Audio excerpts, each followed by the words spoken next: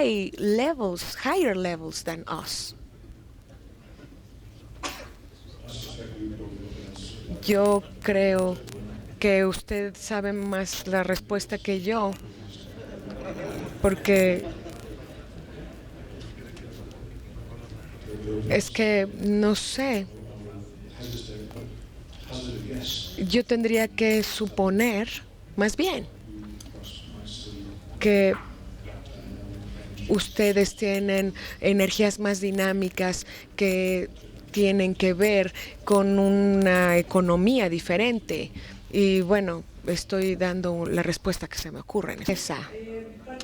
And well, part of the recommendations that you gave is the importance of women going into the rural industries as a key point for development in any country. Do you have any information about the rate of women involved in these activities in the UK? Do you have any information about that? Gracias. Thank you. No, I don't. And I don't mean that to be a glib response, but I can't tell you how many women are associated. But I can tell you that when we did our work with farm diversification in 2008, out of the 650 responses that we got from farmers, only 5 women, there were only 5 women farmers. But then when we talked about those people who were controlling the diversified activity, particularly if it was off-farm, then something like 90% of the people who were developing the off-farm enterprise, I stress the off-farm enterprise, were women. Now I think that's vitally important, because what's also interesting is that the off-farm enterprise often starts to become more successful in terms of financial return than the core business, particularly if there is high value activity associated with it. So the point that I was making earlier on is that I think it's vitally important that we recognise this and don't ignore this this wonderful opportunity for developing the farm resource. And I think it's something that we ignore at our peril, and hence some of the development agencies that are now starting to work to support women entrepreneurs in the UK and across Europe. And I think it's a wonderful initiative that needs to be really encouraged and supported.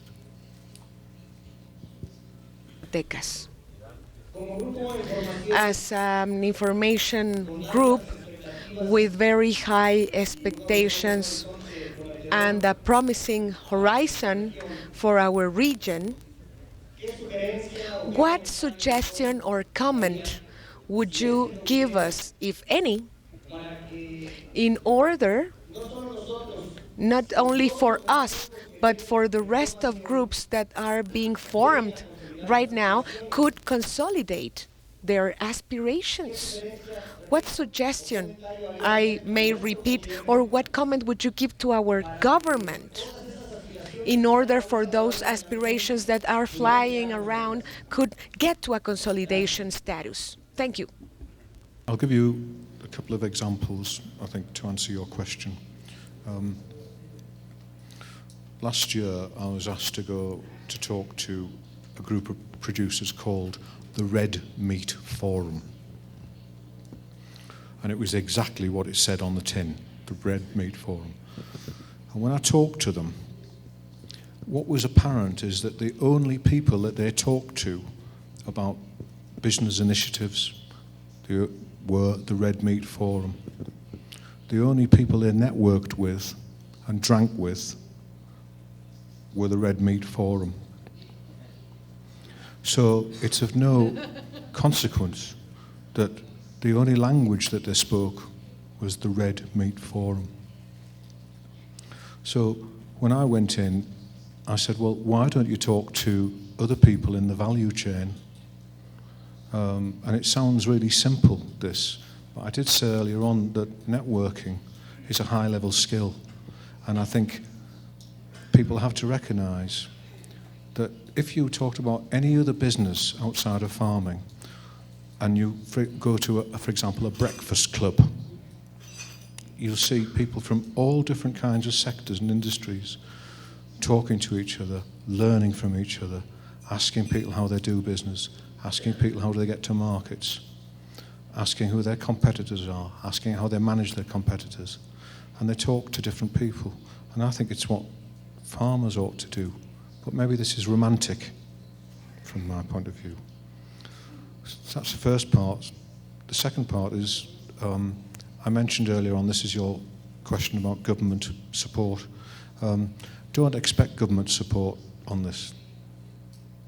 But expect regional government support and ask for it in terms of facilitating opportunities for sharing good and bad practice between different consumer and producer groups. That would be my view. And it works. It does work, believe me.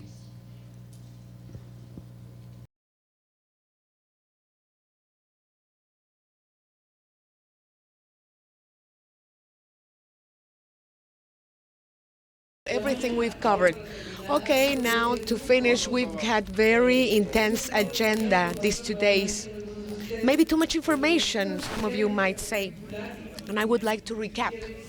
I would like to go through the things that we are talking about and why we're talking about this. And maybe through time, we may go deeper in each one of these topics. But if we remember in the right way, we began our symposium with Dr. Gerard, and we talked about something that is quite interesting to all of us, that is about the entrepreneurial skills and the entrepreneurial focus, because we are doing it, we are promoting it, and Doctor told us that precisely, even in England, it's not about doing it or not because of will.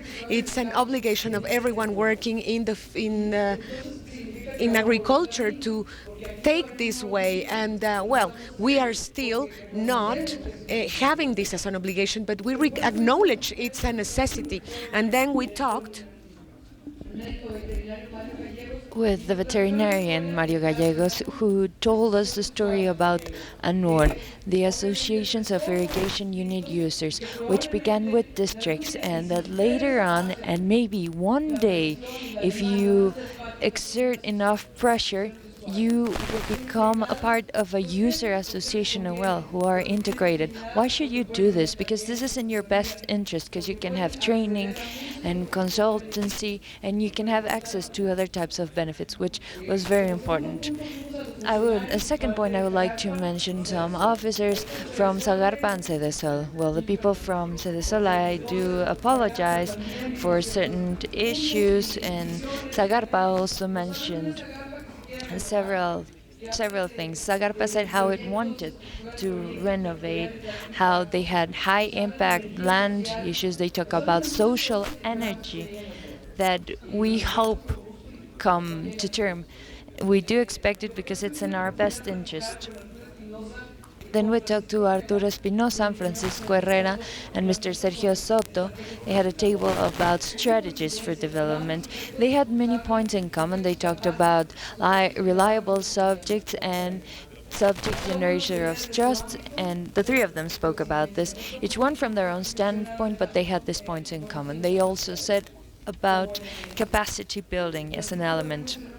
Francisco also mentioned that credit is a means, but not an end.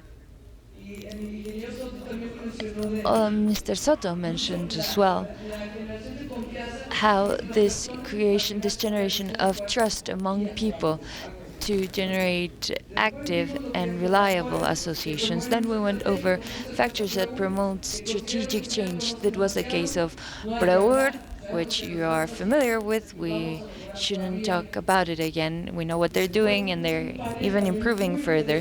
Then we had a very interesting panel where we had the input of a user association of the Módulo Maya from Miguel Ledesma and Mr. Roberto Romero.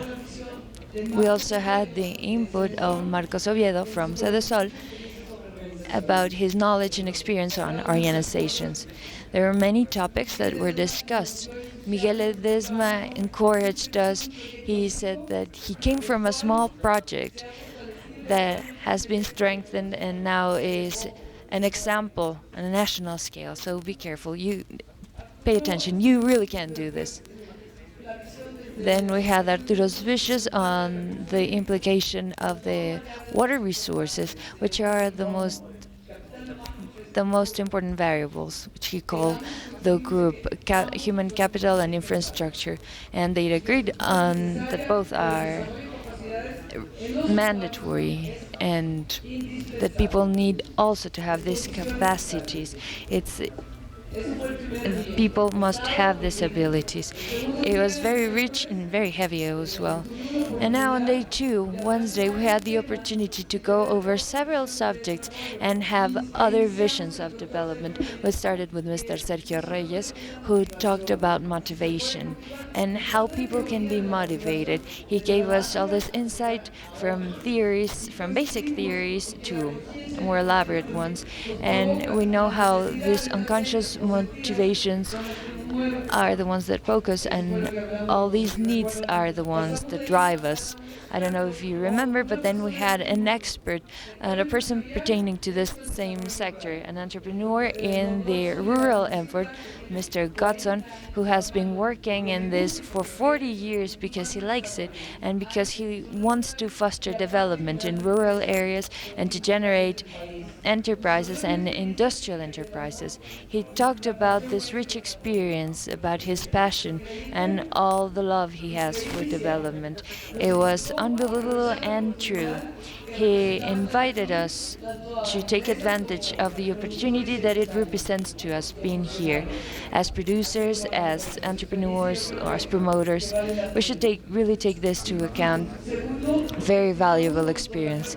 And number 2, we had Alberto Castelazo, who talked about an association organization which he has worked in and that has fostered farmers' development for 40 years. Then we went back to the government and they talked about credit. There are still many questions regarding this topic. How do you get credit and what does it mean to be subject to credit? I hope that Alberto can clear out these doubts and there will be follow through that topic, and then we'll go back to our subject from another point of view. Water in the rural environment. Then we've done with the opportunities for rural and environment in Mexico from the point of view of the World Bank, which gave us a very clear perspective that we should take into account to carry out strategic planning, which they have emphasized, because all this international context has an impact on us, whether you realize it or not. These are very important subjects. They have an impact on your reality and they will have an impact still in the future. A person from the Inter-American Bank had a vision on development and what it implicates from another point of view. Juvenal told us about his development experience and what it means to be a promoting agent. All his experiences that many of you share and that many of you will share about being on the front of the line in generating development, with the good ones, with the bad ones, and the positive side and the negative side. And I think you could go on for the rest of the evening. Hopefully we will have this opportunity, Mr. Juvenal. And then obviously awareness and development. Why awareness? The subject here is without awareness we don't have change and we don't have people fostering change, and we go back to box 1. How do we change the perspective to an active organization?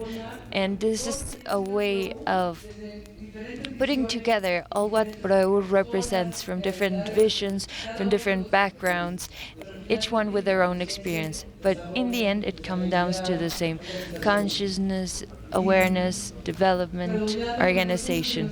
And rounding up with the excellent summary from the doctor, who has enriched with these examples that countries that seem so far away, so distant from us, live and struggle with similar issues, such as those that we face. Maybe they have certain perks due to Europe's economic situation compared to Mexico's, but pay attention. these farmers have to started these entrepreneurial activities, otherwise they could not carry on. We have disadvantages in terms of the basic development of the country, but you have certain supports that are not available in other parts of the country, according to what the doctor said that this happens in England. So this is a lot of information. We will come up with something and we will have this available online for you so that we can all use it and we can really examine thoroughly. I thank you very much and I will pass the floor on to my colleague. Thank you, Ceci. Thank you, Doctor.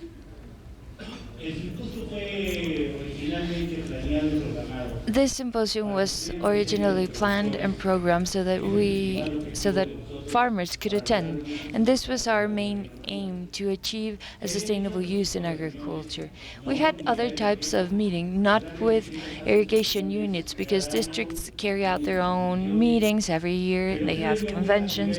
However, I do believe that it's the first time that such a specific and global subject is treated, and I believe that we have accomplished many things in terms of producers and promoters realizing the standpoint of other institutions, government institutions or private institutions that give us their point of view. People with such experience like Juvenal, as Ceci said, this was a breath of fresh air for the closing of this event. And we believe that those of you who are working for PROEUR and that Mr. Godson said this morning, you are privileged. There are 40,000 irrigation units in the country, and we're just working with 87 of them, 51 entrepreneurs, and most of you are really stepping up to the challenge as well as entrepreneurs. Let's give it some pace. Let's pick it up and achieve these goals that we have set with results that we have discussed previously, which are the results we expect. In this past 2 days, we have had around 350 people. We have had some absentees because we know that especially the people that come from the countryside are not used to being sitting and they need to stretch out. But I would really like to thank you for your participation, for the effort you're making with our producers. Dr. McElwee, thank you very much. That your presence really overcame the expectation that we had. I didn't know you personally, Ceci, spoke a lot about you, and believe me when I say that all your teachings, your comments, your knowledge to us as workers of CONAGUA, to the entrepreneurs are here, and especially to the farmers, all your knowledge has been beneficial. I realized that when you finished your participation yesterday, the impact you had, and in today's conclusion, your comments were really accurate and they really had a profound impact on us. I would like to thank everyone for your time and your patience. We will have a meet tomorrow with the irrigation units where all the producers will talk about their experiences. Unfortunately, not all the 87 irrigation units will be able to talk because this would take roughly a month.